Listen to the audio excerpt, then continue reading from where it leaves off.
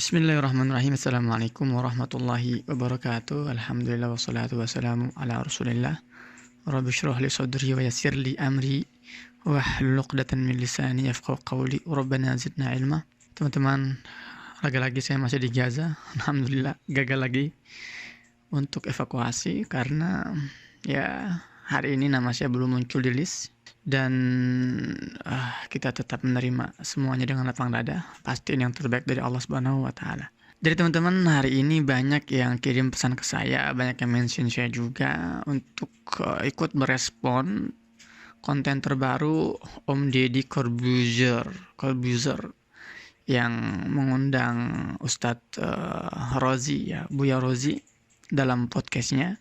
Dan ya sebetulnya sudah banyak dibahas oleh banyak influencer, oleh banyak ustadz juga. Ustadz Felix Shaw juga udah bahas, Bang Onim juga udah bukan bahas ya, Bang Onim tuh sudah menyentil ya lewat Instagramnya. Dan saya sebetulnya ya kalau bukan karena permintaan teman-teman ya, dan juga ada beberapa dari sisi hati saya yang merasa memang ini harus saya respon ya, karena memang banyak yang berharap saya merespon. Jadi ya inilah konten malam hari ini. Jadi gini teman-teman, pertama terlepas lah bagaimana pandangan masing-masing kita tetap harus apresiasi. Pertama apresiasi Om Deddy yang sudah mengangkat tema ini, dan saya yakin itu bukan pansos ya, artinya bukan memanfaatkan momen karena Palestina lagi berdarah-darah, lagi naik ratingnya lantas dijadikan tema, enggak lah. Karena memang itu juga banyak permintaan pasti dari orang sekitar. Ya, jadi kita apresiasi dulu nih, baik itu Om Deddy Corbuzier maupun Buya Rozi. Dan ya kita memandang mereka pertama sebagai seorang yang Muslim, Deddy Corbuzier Muslim, kemudian Buya Rozi juga Muslim. Mereka bukan musuh kita, jadi respon kita pun harus sewajarnya. Apalagi saya dengar dari awal sampai habis gitu podcastnya, dan beberapa poin saya ulang-ulang gitu kan untuk memahami poin yang ingin disampaikan gitu. Ya bagus, saya melihat ternyata Om Deddy juga sudah donasi ya lewat NPC, bagus, masya Allah, itu sebuah kabar gembira kan, dan itu disampaikan di podcastnya, artinya itu paling tidak memotivasi yang lain untuk oke, kita donasi juga gitu kan. Oke, kemudian ya saya juga melihat ada etikat baik di sini, ada etikat baik dari Om Deddy maupun dari Buya Rozi. Semuanya sepakat ya. Kita memulai konten kali ini dengan kesepakatan dulu. Ya, kita semua sepakat bahwa Palestina perlu dibantu. Itu bagus ya. Bahwa kekerasannya harus segera diakhiri. Ya, itu kesepakatan. Adapun namanya juga sebuah perbincangan kan, nggak mungkin semuanya itu bisa diterima gitu kan. Nggak mungkin semuanya itu perfect ya, sempurna, enggak lah. Nah, ada poin-poin yang harus saya kritisi setelah saya tegaskan poin-poin kesepakatan dari saya dan mereka. Bagus ya. Maka sekarang kita akan bahas tentang poin-poin yang menurut saya harus ditinjau ulang ya, baik oleh Om Deddy maupun oleh Buya Rozi. Baik. Saya salut. Saya sangat appreciate ketika Buya Rozi ditanya oleh Om Deddy tentang apakah Hamas ini teroris gitu ya. Saya nggak tahu di menit berapa, tapi coba teman-teman di kolom komentar deh diingatkan saya itu di menit berapa. Yang pasti ada momen di mana Om Deddy nanya kepada Buya Rozi, Hamas itu teroris atau bukan? Ya, terus apa jawabannya? Jawaban Buya ini, dia mengatakan itu bukan kapasitas saya. Itu bukan bidang saya untuk membahas masalah Hamas teroris. Keren itu. Bagus banget. Nah, lebih bagus lagi kalau sebetulnya dari awal ketika dihubungi oleh Om Deddy, Buya Rozi, ini saya mau buat konten ini tentang Hamas. Kira-kira bisa hadir gak? Nah, lebih bagus kalau saat itu dilempar pertanyaan itu atau tawaran itu langsung jawab. Oh Mas Deddy, mohon maaf, saya bukan bidangnya. Itu lebih keren lagi ya. Jadi saya tahu beliau orang berilmu ya. Buya Rozi orang berilmu ya, lulusan luar negeri juga kan, dan memang ya, ilmuannya luas. Tapi kadang kan ya kita harus berani mengatakan oh tidak tahu ya, atau oh, ini bukan bidang saya. Seperti tadi sampaikan ketika ditanya apakah Hamas itu teroris, sampaikan itu bukan bidang saya, bagus. Tapi harusnya itu menurut saya ya alangkah bijaknya kalau dari awal itu yang disampaikan ketika diberikan tawaran untuk membahas masalah Hamas, sampaikan dari awal oh itu bukan bidang saya. Ada yang lebih capable, ada yang lebih paham masalah itu. Apalagi kan Bang Deddy kan ya, Om Deddy ini kan banyak sekali kan relasinya ya, para pengamat tentang Timur Tengah atau sejarawan paling tidak ya paling tidak kirim sejarawan lah, karena kalau yang ditanya itu bukan di bidangnya sama-sama aja. Om Deddy juga bisa aja cari di referensi yang tersedia tentang Hamas, tentang perkembangannya, ntar sampaikan di podcastnya gitu kan, solo gitu loh ya, monolog gitu, bukan dialog, bisa aja gitu loh. Sama aja kayak misalnya Om Deddy ini nanya ke tetangganya yang tukang sayur misalnya kan, Pak, Bapak berjual sayur ya?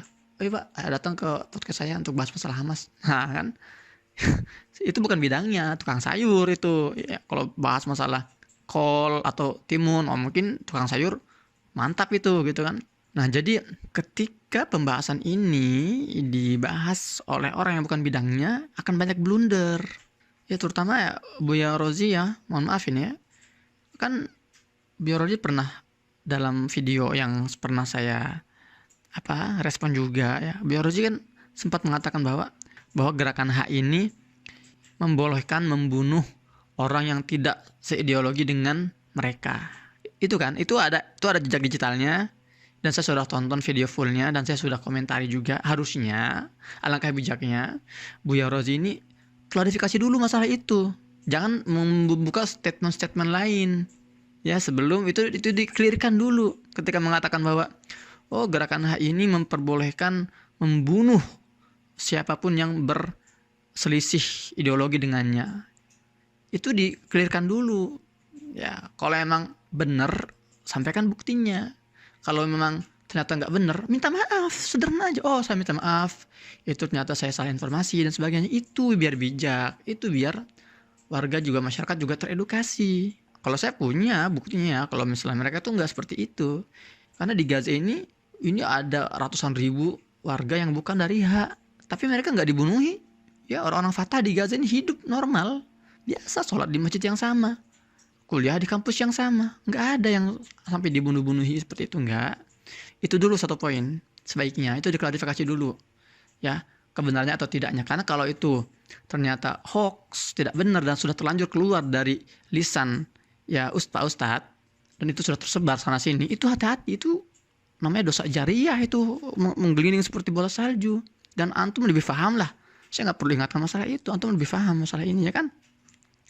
Itu yang pertama. Kemudian ketika misalnya Buya ini menyebut oh harusnya hak ini mensterilkan dulu lah battlefieldnya, tempat perangnya ya, sebelum mereka ini melakukan serangan. Ini terlalu ideal sekali. Mereka mau mensterilkan di mana? Mau dibawa kemana 2,3 juta orang ini dikeluarin dari Gaza? Ya di mana disembunyiin dulu di bunker? Gak ada bunker di sini. Mau dikeluarin semua, berarti itu malah menjawab impian dan cita-cita musuh ya, orang Z itu, Zionis. Karena penjajah ini sangat mengimpi-impikan hal itu, agar warga Gaza ini keluar semua dari Gaza, agar mereka bisa kembali mencaplok. Ya kalau itu pemikirannya sterilkan dulu, gimana itu nggak logis juga gitu. Ya kan, jadi ada pertanyaan, ini sebetulnya sebuah analisa atau sebuah asbak gitu ya. Asal bunyi, asbun, asal bunyi gitu kan. Asbak, asal tebak. Kemudian juga hal yang mau saya kritisi adalah halusinasi yang melompat-lompat ke depan, ke jauh sana, ke belakang. Ya kita sekarang fokus dulu deh memerdekakan Palestina. Itu adalah amanat konstitusi kita. Ya, dalam pembukaan UUD 45 itu nggak perlu saya ingetin lagi lah bahwa Indonesia ini memang negara yang berdiri ya menantang kolonialisme. Kita fokus di situ dulu, fokus bagaimana memerdekakan negara yang terjajah dan menghapuskan penjajahan dan kolonialisme. Itu dulu fokusnya.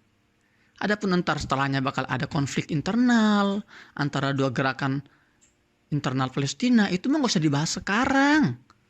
Kok malah fokus hal-hal yang ya jauh di belakang sana. sementara kita malah buyar fokus perjuangan kita membebaskan Palestina. Ini juga jadi catatan penting sekali. Jadi terlalu jauh imajinasi kita, terlalu besar halusinasi kita ini. Jangan juga. Dan saya sudah sering menjelaskan di berbagai konten saya. Mungkin ya konten saya jelek kualitasnya, jadi mungkin enggak level untuk didengar oleh Om Deddy atau oleh Buya Rozi ya. Siapa sih saya sampai kata-kata saya harus dengar gitu kan. Tapi saya sudah berkali-kali bahas masalah persatuan antara kedua gerakan di Gaza ini, H dan F ini, itu sudah banyak kemajuan, sudah. Bahkan yang sekarang bertempur di Gaza ini bukan cuman sayap militer gerakan H, bukan. Sayap militer gerakan F pun itu bertempur di sini, namanya Brigade Syuhada Al-Aqsa. Itu mereka juga bertempur melawan penjajahan. Oke lah, jalan utama gerakan F ini adalah perundingan. Ya betul, dan itu harus kita apresiasi. Sementara gerakan H ini adalah perlawanan. Ya itu juga harus kita apresiasi. Dua-duanya saling melengkapi. Dari situ kita melihatnya. Jadi bukan kita malah membentur-benturkan antara dua gerakan ini. Enggak. Perlawanan perlu, perundingan perlu. Seperti itu. Dan mereka juga saling respect. Ya, jadi di Gaza ini yang sedang bertempur sekali lagi bukan hanya sayap militer gerakan H, tapi sayap militer gerakan F juga bertempur. Dan itu diketahui oleh pimpinan tertinggi mereka. Ya Mahmud Abbas, mereka tahu. Itu dong harusnya yang kita bahas, bahwa ada persatuan di sini. Jangan kita malah mengungkit-ungkit perpecahannya yang menimbulkan pesimisme gitu kan. Ini bermasalah. Jadi ini tidak mengedukasi ke depannya. Seperti itu kan. Dan poin terakhir yang ingin saya sampaikan, harusnya kita lebih fokus pada masalah kemanusiaannya di sini, bencana kemanusiaannya. Ngapain kita malah membahas berjam-jam masalah haknya, sejarah haknya, kemudian taktik perangnya atau resikonya. Ya dari 1 jam 7 menit itu saya lihat loh, kok malah jarang sekali mereka membahas kebiadaban Zionis itu, membahas bagaimana genosida berlangsung.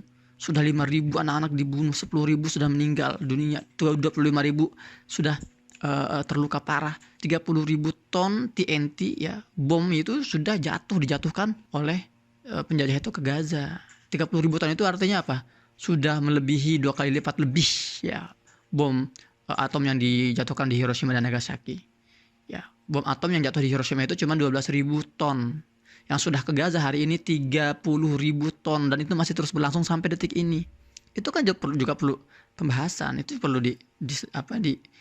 uraikan juga. Oke lah, itu bukan kapasitas saya kan. Toh itu juga podcast Om Deddy ya, dia bebas lah mau bahas masalah apa kan ya. Tapi inilah kritik dari saya, dan inilah masukan dari saya ya. Ya, saya nggak bisa lama-lama, semoga bermanfaat. Teman-teman, mohon doanya, karena nih dentuman masih terus terjadi sana sini, kita masih terus di bawah serangan udara, dan semakin parah sih. Ya, semoga ini semua segera berakhir. Saya Muhammad Hussein di Gaza, Palestina. Assalamualaikum warahmatullahi wabarakatuh.